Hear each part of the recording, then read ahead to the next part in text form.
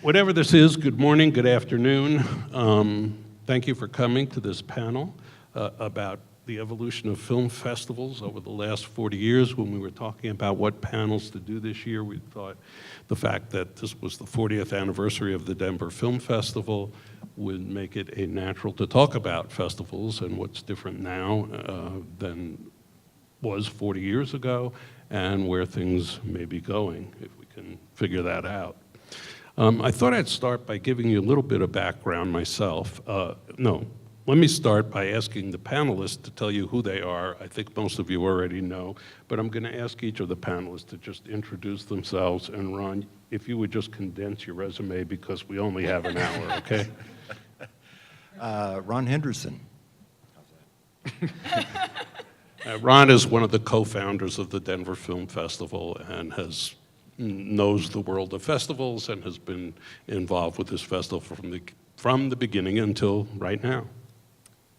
I'm Randi, the founder and CEO of SeriesFest. I'm Bob Denerstein. I'm the panel moderator, was the film critic of the Rocky Mountain News, a newspaper probably you may remember, which used to exist here. As you can see, I'm Brit Withey. I'm the artistic director of the Denver Film Festival now. I'm Landon Zakheim. I'm the co-founder and co-director of the Overlook Film Festival, which is a 4-day celebration of all things horror with a focus on live events in addition to film. Also, shorts programmer for the Sundance Film Festival, senior programmer for the Philadelphia Film Festival, head shorts programmer for the LA Film Festival, and interactive programmer for the Denver Film Festival. Okay, so that's our distinguished panel.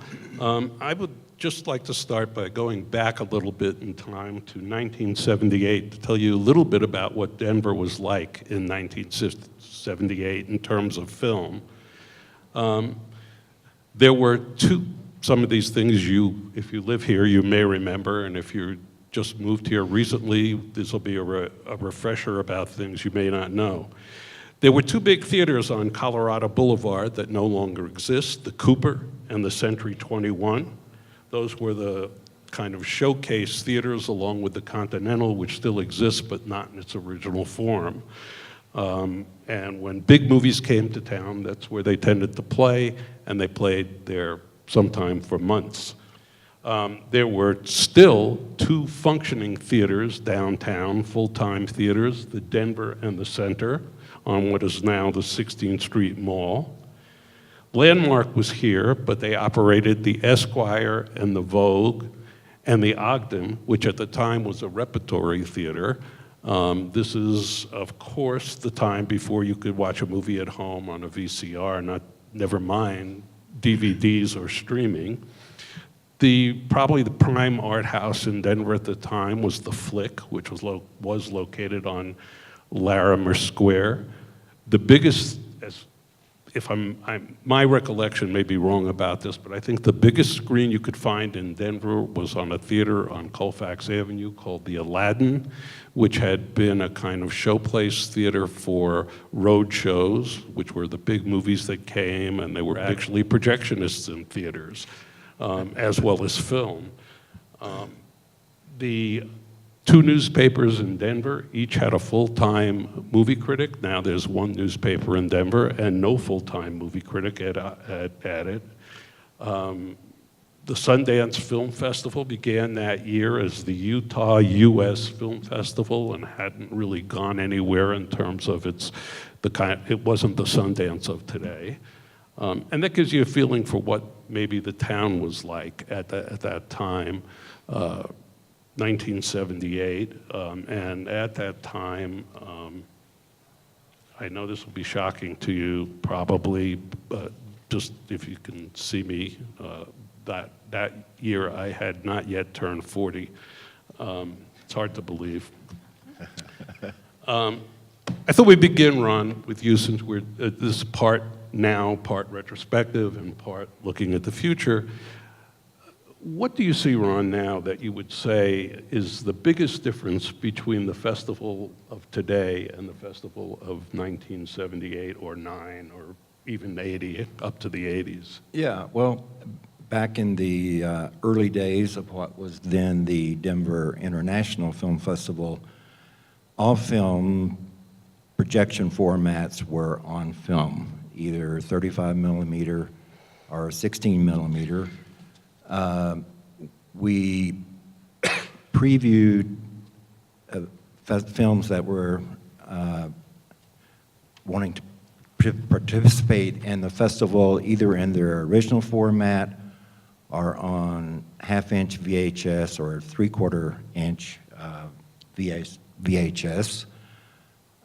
There were obviously no internet. There was no fax machines in those days. There were no computers, obviously.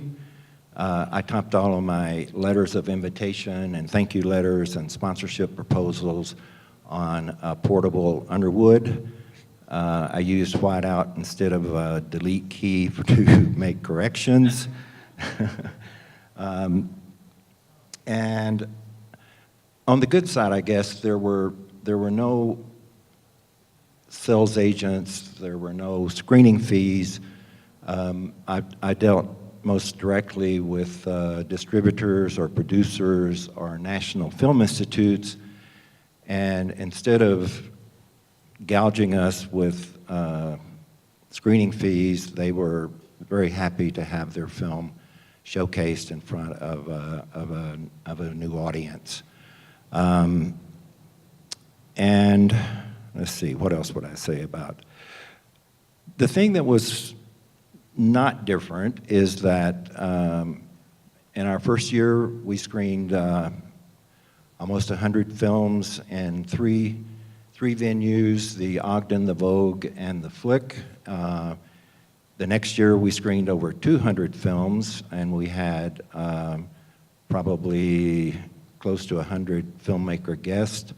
So in that sense, the environment of the festival is the same. But since then, nothing is like it was then. And in a way, I'm not sure how we even pulled it off looking back on it, because communicating with, say, the Soviet Union or France wasn't easy. We had to do that by something called telefax or by wire. We had to write letters of invitation, which takes time, but we did, and here we are 40 years later. Yeah, and there was that period where I remember the first phones that showed up at the festival were about the size of milk cartons, and they were a workout to carry them around. That was the so-called cell phone. I was yeah. going to get into this a little later, but since you brought it up, I think it's interesting to talk about it now. And that is that one of the differences that I've seen, and you and I have talked about this, is that the festival circuit now is its own distribution circuit. What has that meant? And first of all, what do we mean by that for people who may not know what we're talking about? And secondly, how has that changed things in the world of film festival programming? Well, and Landon can speak to this too. I mean, I guess many years ago or decades ago, a film would, if it played the festival circuit, people would be happy to get their film played out at festivals, and it could continue on and play in film festivals for a long time. Nowadays, or at least, I mean, I think this started mostly with, I noticed it mostly with niche films at first, because we used to do a Jewish film festival, an Asian film festival, or even horror film festivals. Anything with a real niche audience, when there wasn't as many titles, people would start to charge rental fees. That's where that seemed to come from. But the companies started to pick up films that maybe their only life was a film festival life. It wasn't going to ever play theatrically. And it can have this sort of tiered life, where it spends a year traveling around at film festivals, and these companies, whether it's a sales agent or a distributor, can charge film festivals to screen that film, and it can spend a year, you know, at sort of A, B level film festivals, and then a whole nother year traveling at lower level film festivals and getting paid now to do that, which is this sort of alternate distribution system. Although that now is sort of changing because of Netflix and Amazon, and that window is tightening, and so that's changing right now. Yeah, back in the very early days when we first started, there were probably, you could count the number of film festivals in North America on two hands, and that has really, really changed. Now you can't even count the number of film festivals in Colorado on two hands. Yeah. Or Denver. Yeah. Yeah, did you want to add something to that? Sure, only that I think in many cases, because of kind of a lack of distribution options or a kind of a glut of content kind of being out there, festivals are often now some of the only ways that a lot of international cinema or smaller independent films can make it to your town, especially for a regional film festival. So it's a little bit different. You know, I think a lot of times people would go out on the festival circuit to help galvanize an audience, to help promote a film, either for an upcoming release. But since those releases come in online formats or self-distribution, or, you know, even something like Vimeo on demand, where filmmakers can put their films out themselves and just charge a small rental fee, festivals often can be the only way that many really quality films can be seen on a screen. I've heard a lot of filmmakers who kind of came of age in the late 80s, early 90s, you know, in a real big festival kind of boom time, say that they don't think if they made the exact same type of film today, they don't think that they would get that same attention or those same deals to help make their next films, because the climate of the way festivals interact with audiences and industry has changed completely. Yeah, I mean, I think this raises another question that I wanted to get to, and this might be the time to do it. You mentioned that we were once the Denver International Film Festival, now we're the Denver Film Festival, and there have been other intervening names between. What has happened to the international component of film festivals? Is it something we should be concerned about? And maybe I'll leave it at that and see where that goes. Well, yeah, and we had a reputation, the Denver Festival, as being an international film festival. In the very early years, we concentrated on European and Eastern European cinema.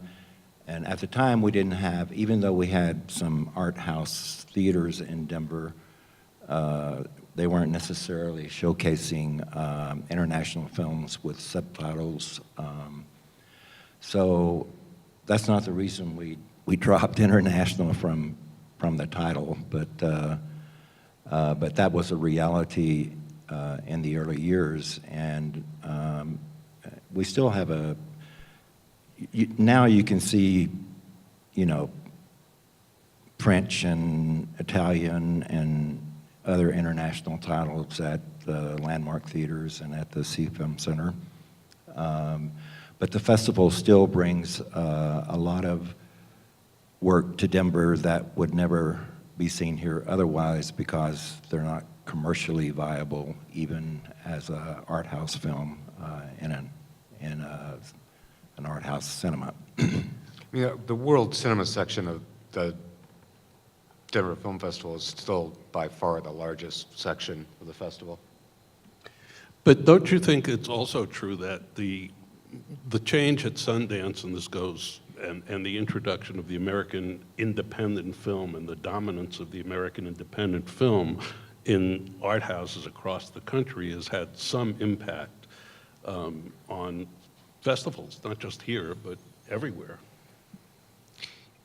Yeah, but I mean, I kind of see that as coming in waves. I mean, there was this sort of 70s wave of American independent filmmakers, and there's the 90s wave of American independent filmmakers. So I think it's cyclical in a way.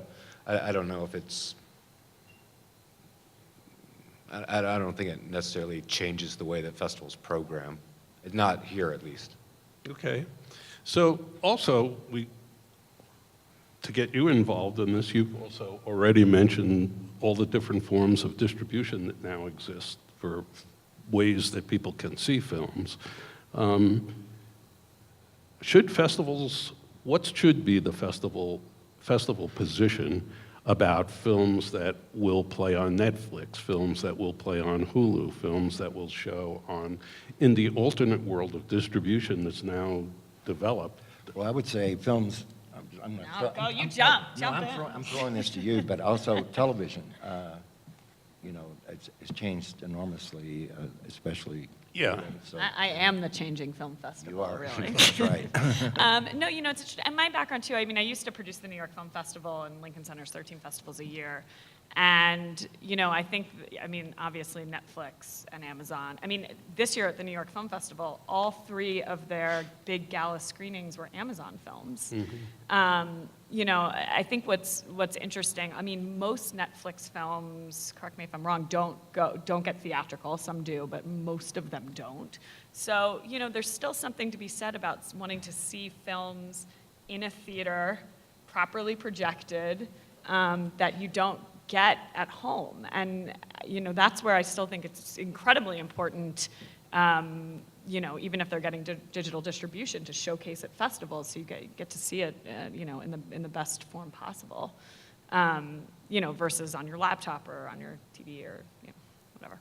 What about the idea of actually seeing it with other human beings? Oh, that too. Yeah. Well, and one of the coolest things I think at SeriesFest is that because television is something you would normally watch, by yourself or at home, and one of the coolest things was all of a sudden showing TV in a room with a bunch of other people and having that conversation really changed. I think it really changed the perspective of, and networks were really shocked by that, especially as well. That was my initial pitch was, you never get to hit this kind of a large audience, and then let alone, as part of SeriesFest, we do a big screening at Red Rocks. So then that changed. We showed, both years we've done that, we've showed unscripted. Mm-hmm. So never would you see a documentary television series with 6,000, 7,000 other people.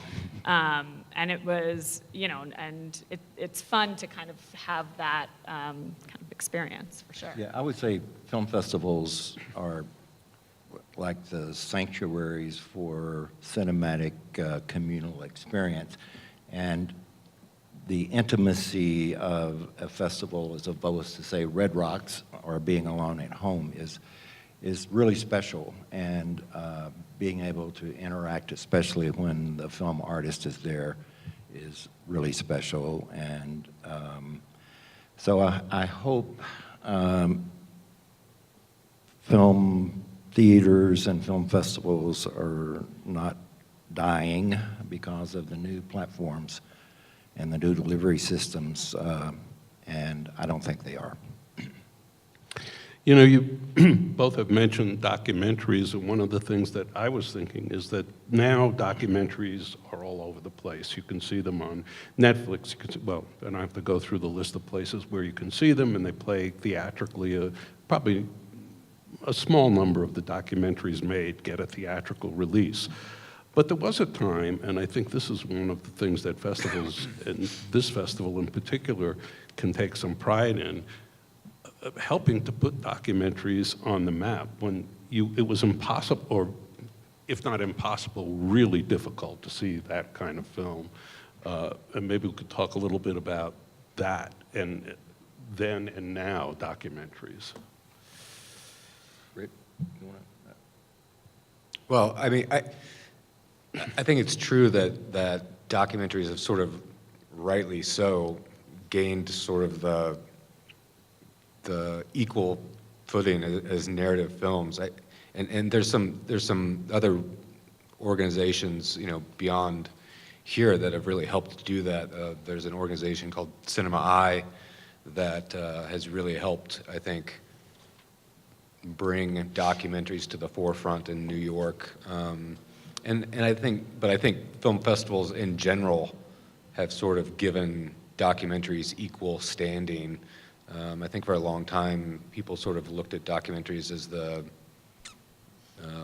little brother, perhaps, not as important as narrative films. Like a kept woman kind of thing.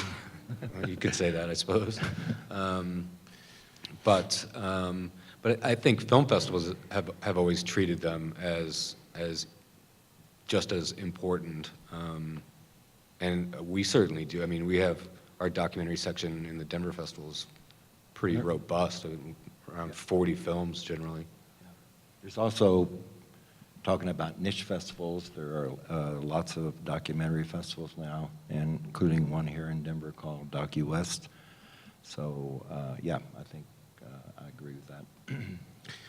Well, you mentioned also, Ron, you were talking about the time when, I think there was a time when festivals were also still relying on showcasing the national cinemas of Europe.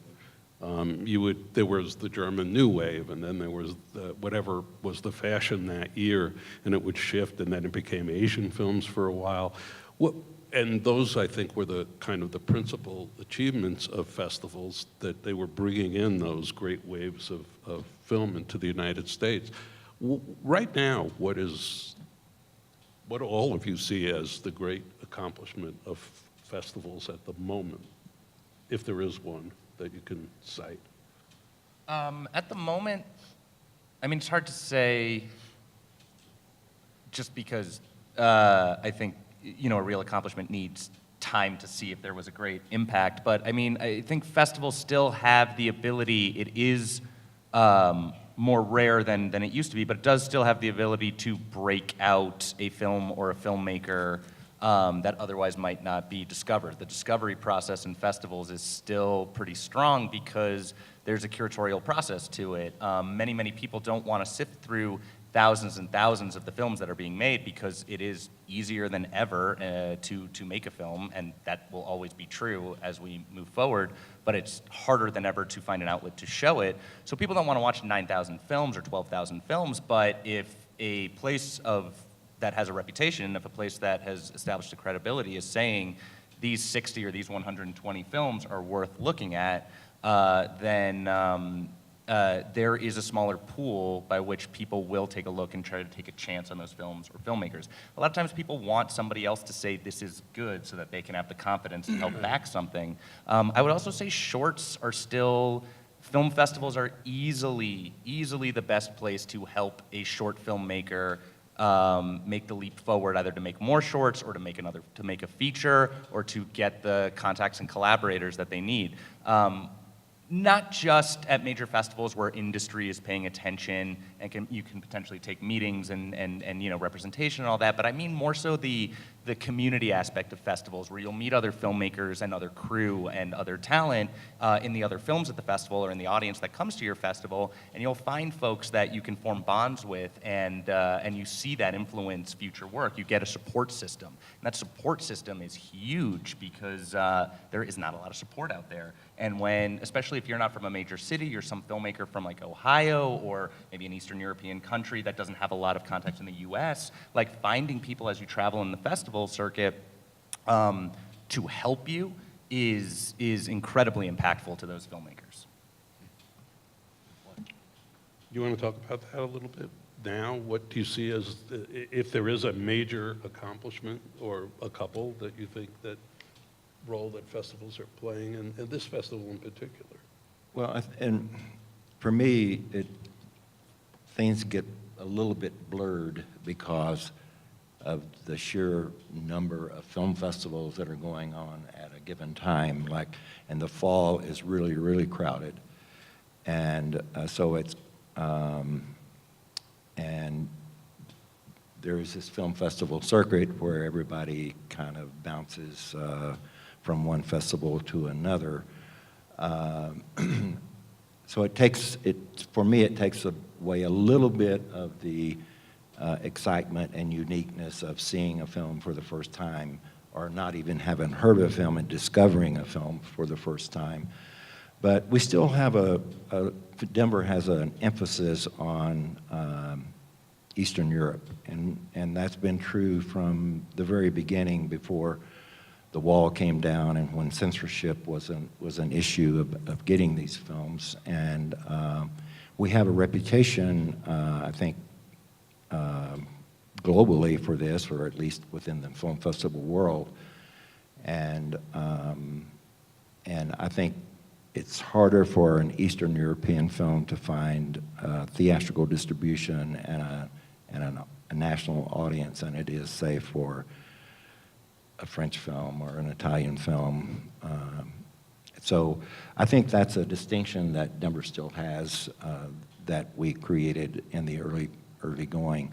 In fact, this year we have 10 Polish films, 3 Polish directors, a screenwriter in the festival. So I don't know that we ever answered the question, though, about the crossing of lines, and maybe you could talk about a little about this, is that if a film is going to be on Netflix, and that's where it's going, should it play, this of course came up at Cannes this year about what is legitimately should play in a festival. Should that play in a festival? Should we care about those lines, or should we just say? Sure. I mean, why shouldn't it play in a festival? I mean, you know, if it's still a great film, and, you know, I think, again, it just goes back to, you know, Netflix gives you a lot of access to a lot of things right at your fingertips. But again, I just go back, it's still a film. It should be shown in a theater, in front of an audience, in a screen. I mean, I think, you know, I wouldn't see any reason why and look, not everybody has Netflix. A lot of people do, but it's, you know, there's still, the other issue with Netflix is that there's so much on Netflix now. Yeah. How can you can't figure out what to watch. And so, you know, again, I think it goes back to, Landon, it was you that said it, you know, it gives it that credibility by showcasing at a festival, and you know, all of a sudden people are saying, you know, this is what's to watch. What do you think, and this is a little bit off subject, but I'm curious to how you would respond to this, because you deal with series, and films are their own entity and they don't go on, well, we have sequels, they do go on and on, but typically they're a 90-minute, 2-hour, and 10 minutes, whatever they are. How do you think that the popularity of series has influenced cinema itself in terms of, or has it? Do they remain separate entities? So I kind of think it's the other way around. I think filmmaking has influenced television. I mean, I think, you know, when I took and I don't know if I said this, SeriesFest is a television festival, much like the film festival here, but we show all series, and we do it in partnership with the Denver Film Festival in June. But I was just thinking I went to a meeting with HBO, and their head of development said, we make 10-hour movies. So, you know, and I actually had a really great conversation with the Duplass brothers when they did their first television series, which also happened to be on HBO. But you know, I asked them, you know, what was the difference? What kind, you know, what did you like or what did you didn't like? What were the challenges? And you know, for them, they were like, you know, it was the first time they were like the way that this story needed to be told. You know, we kind of had the 30-minute pilot where we set everything up, but then we got to live in it for, you know, 9 other hours before we brought it down to a close. And they were like, we couldn't have done that, you know, through a 9-hour film. And so it kind of worked for that format. But I really do, I think it's, and now more than ever, filmmakers are doing TV. So it started that way first. And you know, now it's all cross-pollinated. But yeah. I think by and large, filmmakers just want to create, and they want to create in whatever mediums they will have the resources and ability to do so. And we're seeing television has that, have those tools and resources, whereas film is in many ways a dwindling market. It is much harder for filmmakers to get films made, and there are plenty of opportunities in television for them. So people are going to go where, people are going to tell their stories where it's attractive to do so, I think.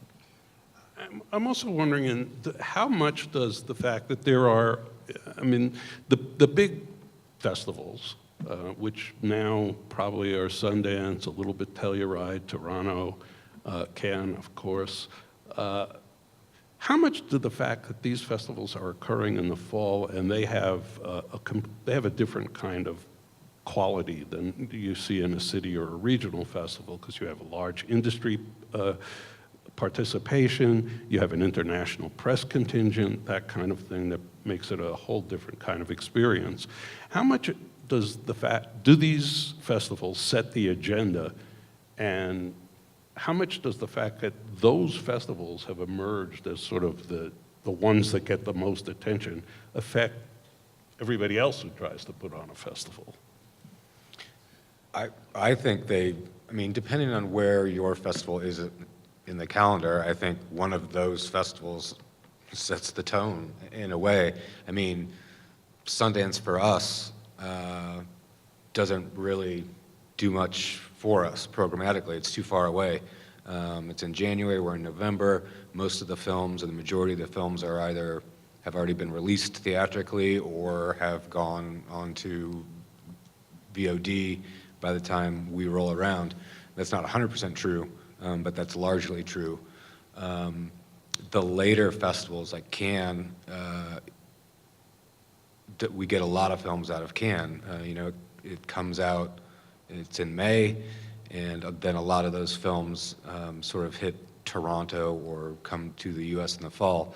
So what's in Cannes is, we're looking at that a lot.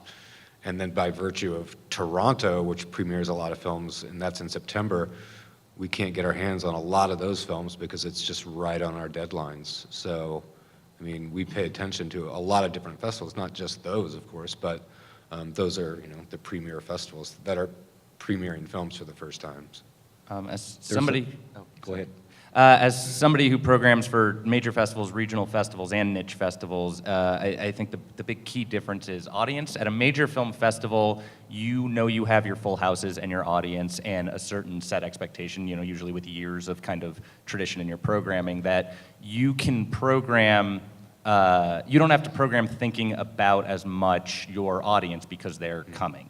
At a regional festival, you do have to pay attention to what it is your audience is expecting to see and what they want to see. As a programmer, you want to sort of hit that sweet spot of finding films that your audience wants to see, but also finding some stuff that will challenge them, maybe open up their eyes, and you don't want to do too much one way or the other. So there's a lot, there are lots and lots of films out there from many festivals, and also from your submissions pool. I think, you want to get films that people have heard about or that are exciting or that are some of the best films of the year that you'll usually have seen or debuted at other festivals.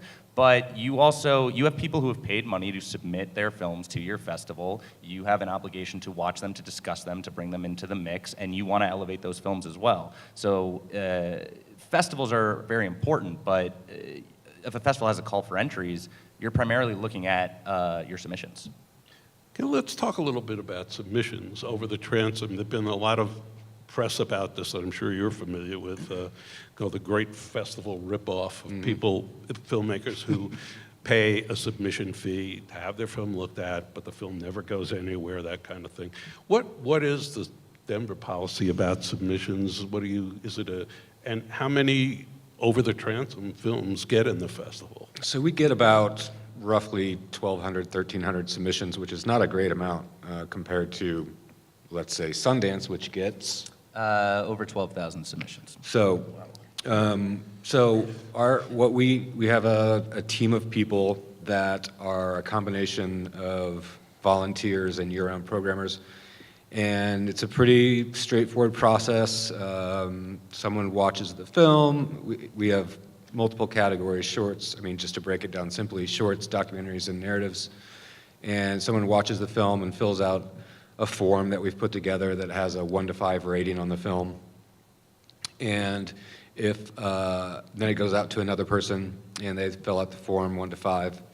And if it has then been rated 3 or higher by both people, then it kicks up to one of the year-round programmers. If it's got a 2 or lower, that's pretty much it. That's pretty much over for that film. And then in terms of how many films that have been paid submissions that make it into the festival, it sort of breaks down by categories, the easiest way to describe it. The most amount of things that get in are shorts. They're also the most, that's our highest category of submission. We get the most shorts submitted of any other category. The second would be documentaries. Let's say we have 40 documentaries in this year's festival, probably 25 of them were submitted and 15 we tracked down some other way. The lowest would be world cinema, which is probably none, but we probably had 10 submitted.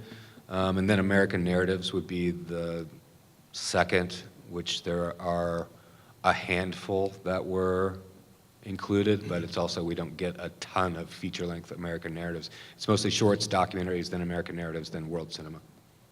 Yeah, the distinction to make is basically unsolicited submissions and curated films where programmers have gone to other festivals looking for. Yeah, I mean, we have a whole nother set, besides the just blind submissions, then we have a whole nother box, say, where distributors, sales agents, producers send us, let's say, their new slate of films, and that's another 500 or 600 films that then just year-round programmers go through. Right. So I want to let the audience participate here, but I also want to talk a little bit about the fact that there are, I think, in any festival, large festival in terms of the number of films, there are many streams within that large festival, but two big ones would be, for the sake of just discussion, to divide them into, say, art and commerce, and how those balance. I mean, as much as we all would like to say, oh, well, we don't really care about seeing any big-time celebrities, we want to just see great films, we all do care about that stuff to some degree. A lot of people don't, though. I mean, a lot of our audience, I think, do not care. So I'm asking you, what's the philosophy about balancing that? Because people want to see both. Yeah, I mean, there are some people that's really important to them. I mean, I've always said that there are, Denver Festival is not just, it's many festivals, and for some people, the Denver Festival to them is going to opening night, big night, and closing night, going to those 3 red carpets at the Ellie and the parties and seeing who the stars of the year might be.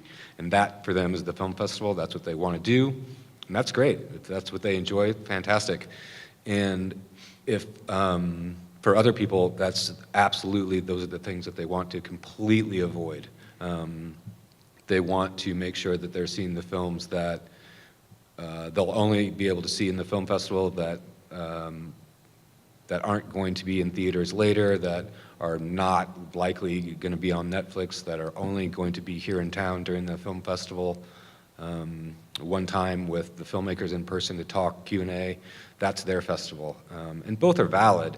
And we try to, program it that way to make all different audiences happy.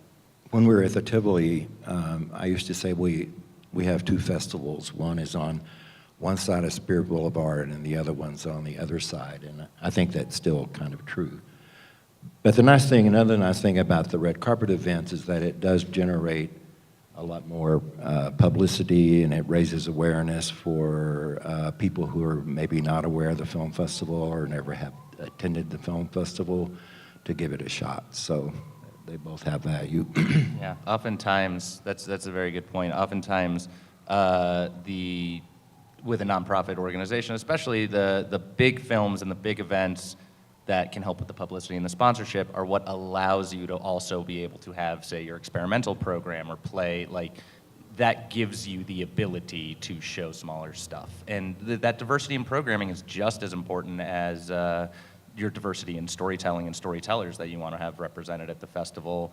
You want to program for every conceivable type of event your audience might be interested in, because you never know what somebody will take a chance on that they suddenly discover they love. Somebody can suddenly figure out they love Polish cinema that they'd never bothered to give a chance before, or that they really love verite docs, which they always thought they hated, because they saw something incredible that got a lot of buzz while they were there to see something else earlier that day.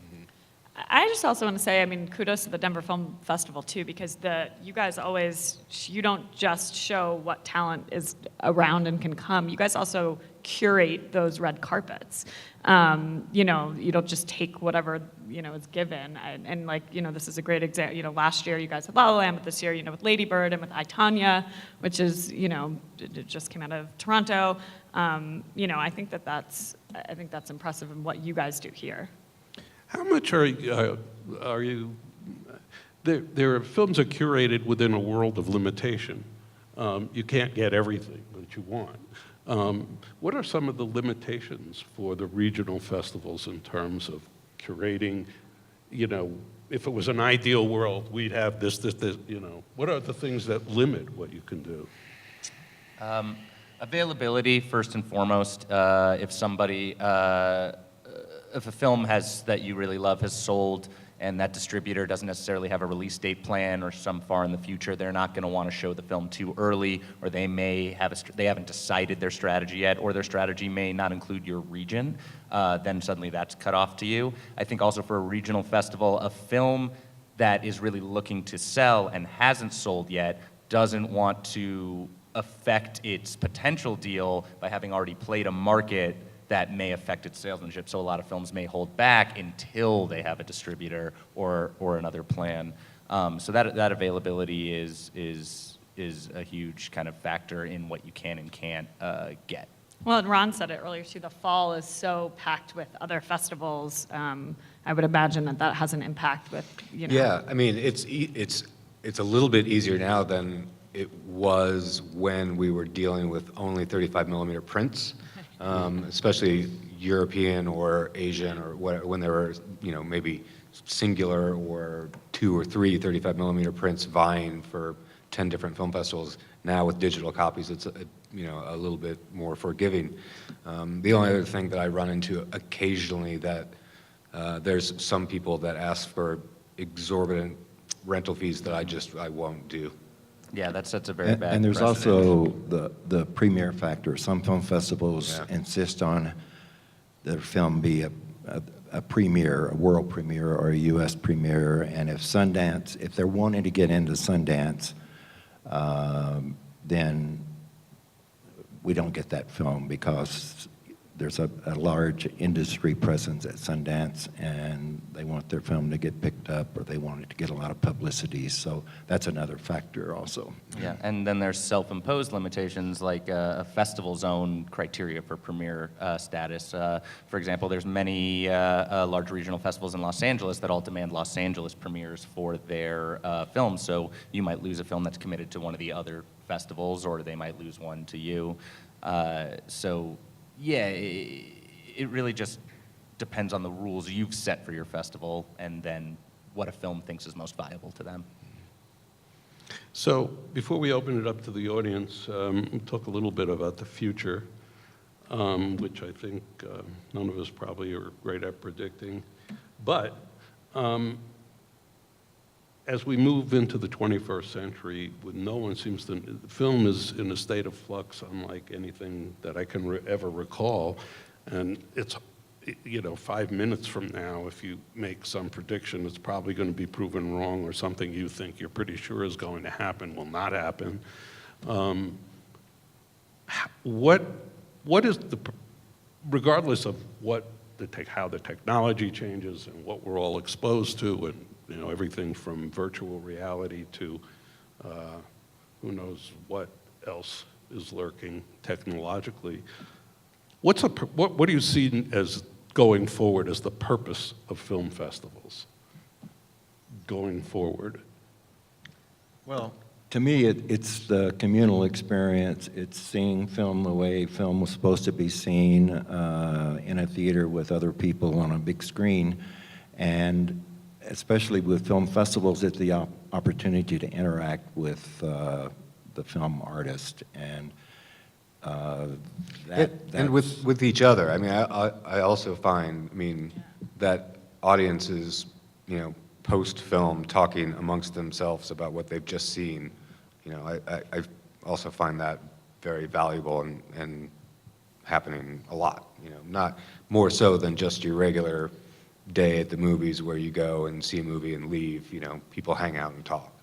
As I said, festivals will always exist and thrive in their ability to connect artists to audiences. Now, how that happens is going to consistently change and still needs to change. I mean, it's also important that folks in a festival, which can be its own bubble, this whole festival circuit, kind of understand that, outside of this community, there is diminishing interest in film culture. Younger generations are not watching the same classic and art house films that they have before. There's also, a lowering of interest in theater culture, in, I think, television shows even that would have been canceled years ago.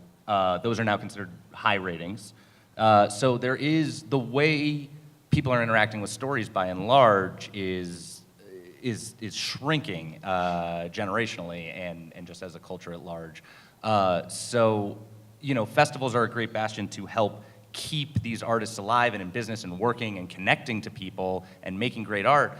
But there does have to be new ways for people to engage with story. We have an inherent need to engage with story. That's not going to go away. We're always going to need it if we miss it. But I don't think virtual reality in and of itself is the solution, but the idea of finding new ways for people to experience stories is a very good way forward, in my opinion. And so that does mean kind of new innovations, technological innovations, but also experiential ways of interacting with stories, finding ways for stories to leap off the screen and ways for you to kind of participate with them. I'm a big believer that once it gains more traction, things like immersive theater and interactive experiences, if they can be brought to the mainstream, will really entice a generation that feels a need to escape into fantastical experiences, and also, I hate to say it, but sort of the growing narcissism where people want things to be about them. Anybody else? I think discovery is just still one of the most important aspects of a film festival, and for all the reasons, there is so much content out there. And I know it's for television, that was there were 720 new shows that we're airing this year, and that's an exponential growth. And so for us, what when we're looking to curate, it's not just always showing the biggest shows, but finding really interesting and great shows that are gems and discovery. And I know film festivals do the same thing. Everybody to some degree has mentioned the sense of community around films, and one of the things I noticed is that in this particular community, it may not be true because we can't see you because of the lights, but I noticed that the audience is getting older. A lot of the programs I've been to, let's just say there's been a lot of gray hair in those audiences. Am I wrong about this? And is that community aging? And what's going to bring the young community, or is that notion that when Ron and I think the attitude toward film when Ron and I were younger was a lot different than it is now. And we had a different belief now, I think, then than we do in film culture now. Film culture is not the same. Can we ever get back to that? Should we not even worry about it? I would say that's our biggest challenge, and I have no idea what the answer is. We've been trying to attract a younger audience. We've been kind of successful, but not to the extent that I think sustains an art house cinema like the Sea. Art house film, though, has always been niche, and cinephilia has always been niche, compared to the larger population. I don't think we're ever going to get back to kind of the boom of international film kind of hitting the U.S., mostly because I feel like historically we're told that was actually very popular because that's where people could see nudity, which they couldn't see in U.S. films at the time. I mean, people weren't going for the commentary by and large. But I always think about things like, they always say the Velvet Underground, 500 people bought their albums on initial release, but those 500 people all started rock and roll bands. If you can get enough people to go to your festival or see these films who get inspired to make their own, film culture is going to continue to kind of move along. And every once in a while, some of those filmmakers will break out. You know, there will be a Moonlight. You can't really predict which of these films are going to do that or what's going to happen, but if folks keep at it and keep trying to make the best films and growing that community little by little, it'll always be here and great art will still exist. And I do think, I mean, while I would agree that our audience tends to skew older, I think there's plenty of programs that we do or put on that attract exactly the opposite audience, and we just need to keep finding what those programs are and putting them on, and I think everything will be just fine. I mean, even last night at the Real Social Club, I mean, that screening was packed, and it was a really young, great, hip audience. Okay. Your turn. Questions? And you're going to have to probably, if you could talk as loudly as you can so we can hear you, that'd be great. In the back? Go ahead. Yeah, go ahead. Is there an optimal length for shorts that help programmers include it, whereas it might not be included if it's long? Sure. I mean, that's a very common question. I understand that filmmakers are always kind of looking for that kind of answer because it's a very competitive market, and you want to do everything you can to sort of present your best foot forward. The reason I always shy away from kind of giving a definitive answer is because, one, there is no definitive answer. There are exceptions to every rule. What we're looking for is a great film.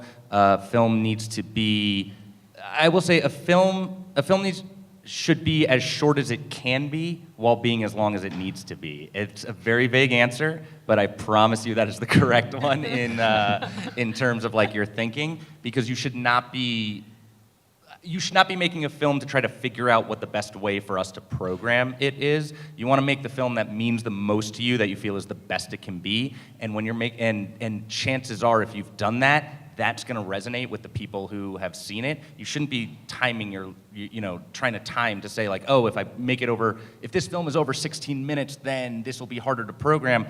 If 16 minutes is the best version of your film, don't try to make it 8 minutes if it then feels like it's making the film worse or missing something or skipping a beat. Now that said, most films could stand to be shorter, but that's just because there's some fat on them, or there's some things like, I always say to filmmakers, get a group of people you trust that aren't strangers or programmers that you're either trying to impress or show films to, but people who will be ruthlessly honest with you. You don't have to take all of their feedback, but if a lot of people are noticing the same problem areas, you should take a look at those areas and see if you can cut it down or change it or make your story make more sense. There's a limit to how many 30-minute or 45-minute short films will end up making it into festival programs. But that said, there's almost always a 30 to 40-minute doc that makes its way into one of the doc programs in Sundance. There's usually at least one 30-minute short that makes it in. It does mean we're picking that film instead of potentially 3 others, but it's based on the strength of the film. We thought the film was strong enough and deserved a slot in the festival. I agree with everything Landon said, but I would say a longer short film is more difficult to program than a shorter one. That's just... The only thing I would add to that, and I'm just talking about here, obviously, is that films under, say, 10 minutes, it opens the door for them to be programmed in front of features also. Oh, yeah, that's true. And which means there's many more slots that it could go outside of a shorts package as well. And that number is just an arbitrary number that I've just found over the years that, actually, under 7 minutes really, it can then go in front of a feature so you have more options, but... Yeah, but I mean, for us, at all of my festivals, it's very much, is it a short we would program anyways? Absolutely. And then it becomes something, then now can we put this in a program Sure. or put it in front of a feature? A lot of times putting it in front of a feature helps us make more space in the shorts program for actually a longer short that we couldn't put in. And also kind of the added wrinkle that is something that's beyond your control as a filmmaker is the short also has to thematically fit Sure. with the feature. And that's something you'll never, you know, you don't know what features we're considering. Right. So. No, that's all true. Anybody else? Questions? Comments? Yeah, go ahead.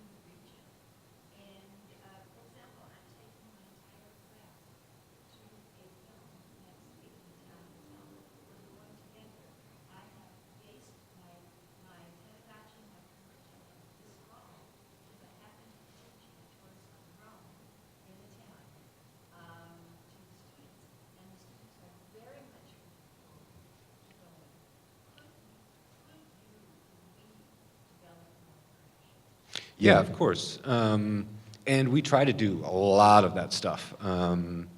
We try to reach out to a lot of universities and schools. We did a screening yesterday with bussed in 150 middle schoolers and did a screening for them. We have this coming Friday, we have a whole high school day where we're bringing in high school students and screening some of their films. And a day later this week, we have a day where we're working with University of Colorado Denver, who's a sponsor, and their students are all screening films here.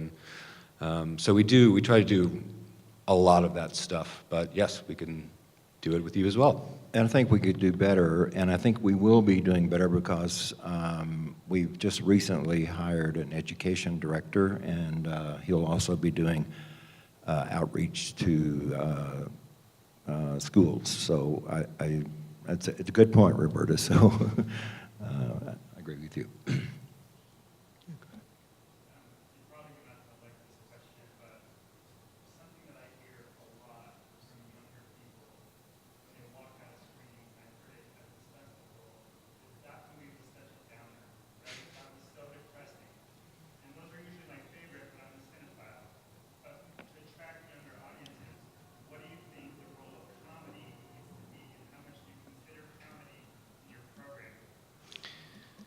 Good question. I am aware that that's a gap in our program. It's not my favorite sort of film either. So it's actually something the last few years that I've been trying to figure out a bit better.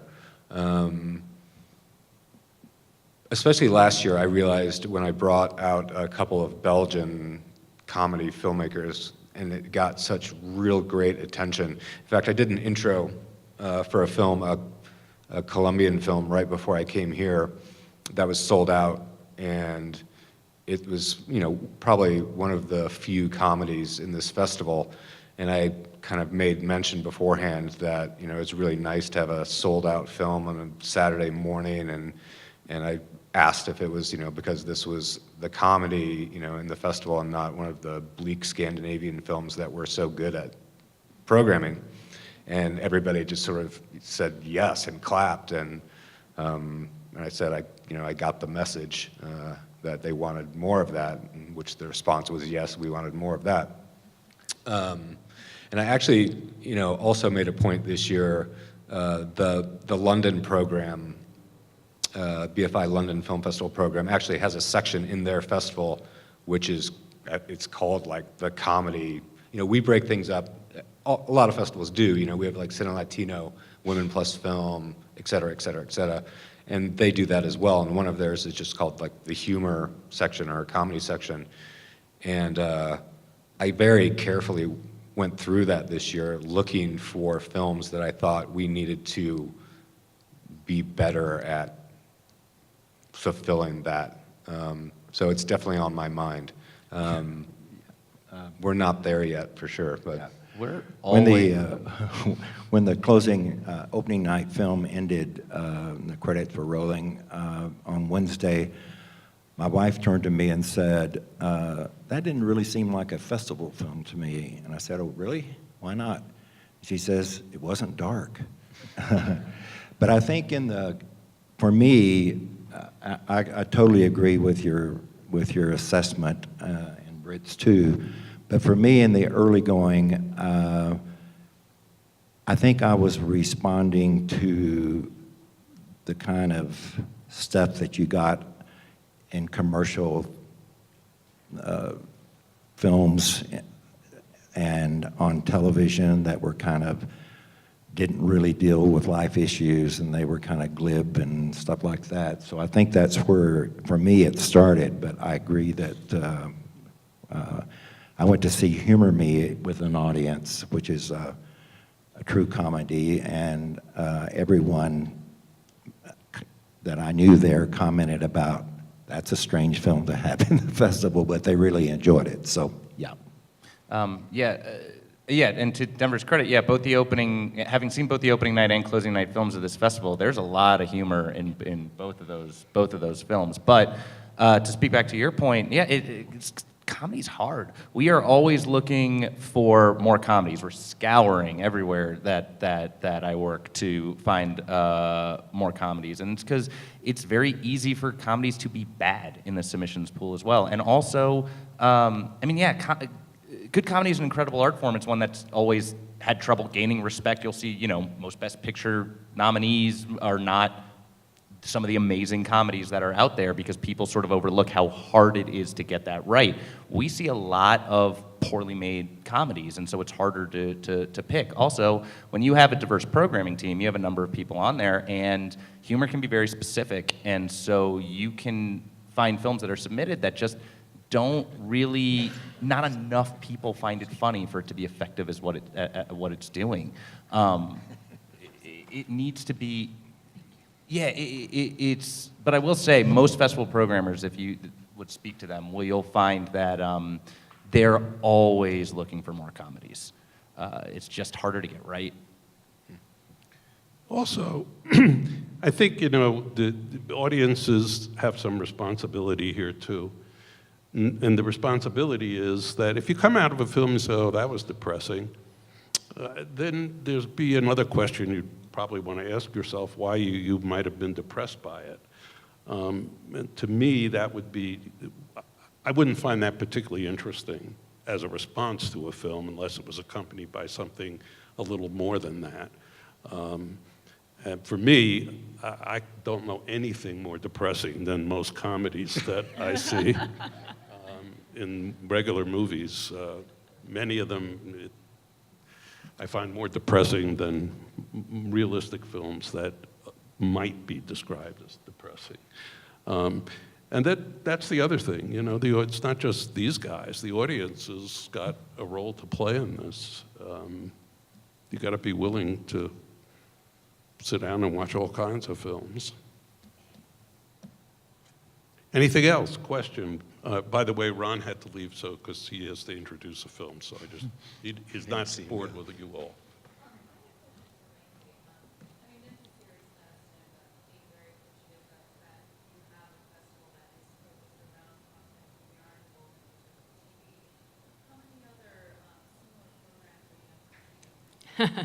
Growing every day, I feel like. Even recently, Tribeca just launched a whole TV section. I think the role of television in film festivals is a question that's getting asked a lot around the country and around the world. I think now Sundance is doing it, South by Southwest is doing it.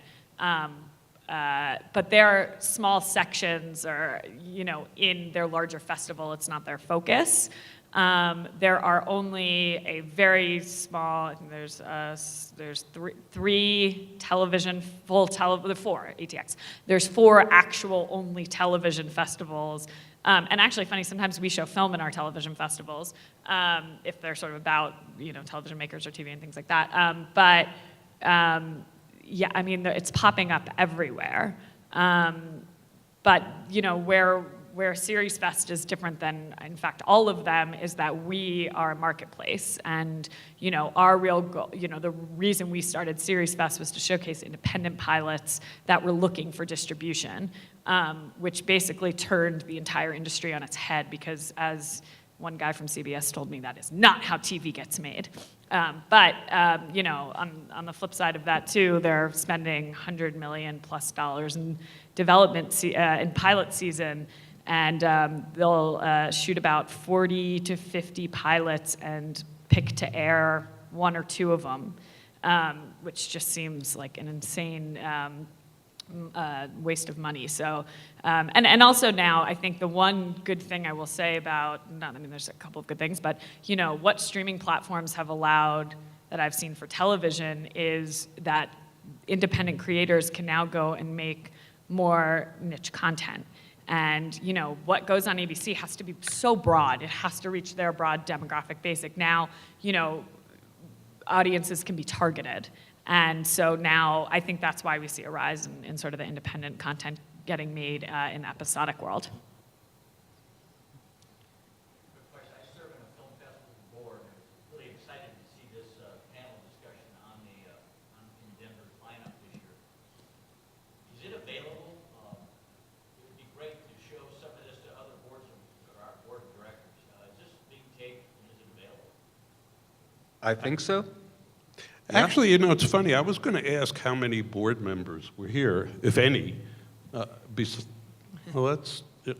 the board? We have 9 right now. We're in Breckenridge, and it's a 9-member board. Okay. I believe it is being taped, actually. But I can find out and let you know for sure. Yes.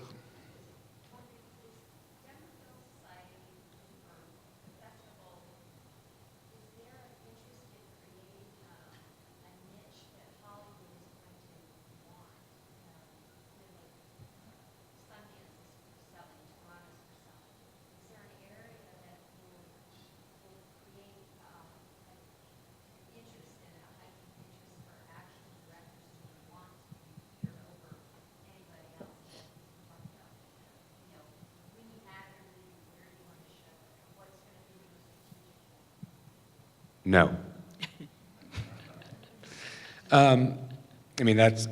It just would never happen. It's not going to happen. There are those places that exist. Mostly they exist on the coast.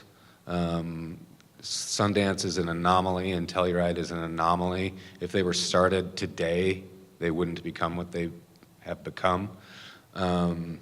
Most of these places exist on the coast because that's where that's where the New York Times is, that's where the Los Angeles Times is, that's where all the journalists are.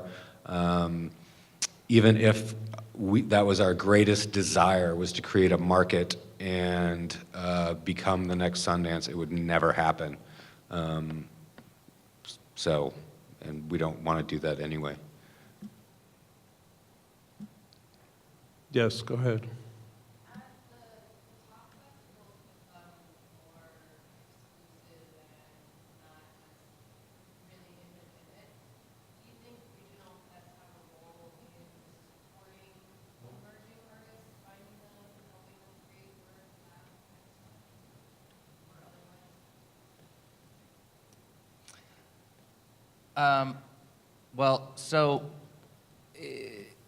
I think more than anything, festivals have responsibility to pick what they think are incredible films. I always hesitate with the difference between, kind of big films versus independent. I think there can be great big budget films. There can be very terrible independent films. I will say I see a lot more awful independent films than anything else. I don't think things should be supported just because they're a certain niche. I think we're just looking for greatness no matter where it lies. And how people define greatness is incredibly varied. You know, if you have a lot of different types of people from different backgrounds on a team, they're going to be pushing for different types of work. I do think diversity is incredibly important. Yeah, festivals are a great place to find emerging artists only because we're the ones looking the hardest for them. And so we do have a responsibility to find work that we can champion that very few people have seen. Sometimes that even is at major festivals. You'll see some great films play like a place like Berlin or even Sundance and sort of didn't get what many feel might have been the intention they deserved, and then they can get a greater showcase by playing the festival circuit, and people can slowly start to realize how incredible some of these films may be. But again, you're only as good as your pool, as your submissions pool. You're only as good as what's out there. I can understand your point about feeling a feeling of exclusivity at some major festivals, only because if you're an emerging artist, you're submitting, and so is a film with a lot of established movie stars, and like you're all submitting for this a similar pool.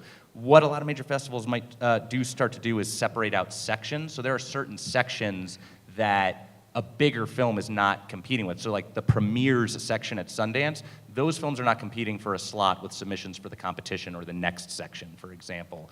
Those are small ways that festivals can try to help with that. But yeah, I absolutely agree. A regional festival can help. I think a great example was, recently, a few years back, there was the film The Color Wheel by Alex Ross Perry, which got its start at what some might consider smaller festivals, and then built a big groundswell, and then played a lot of major international festivals as a result.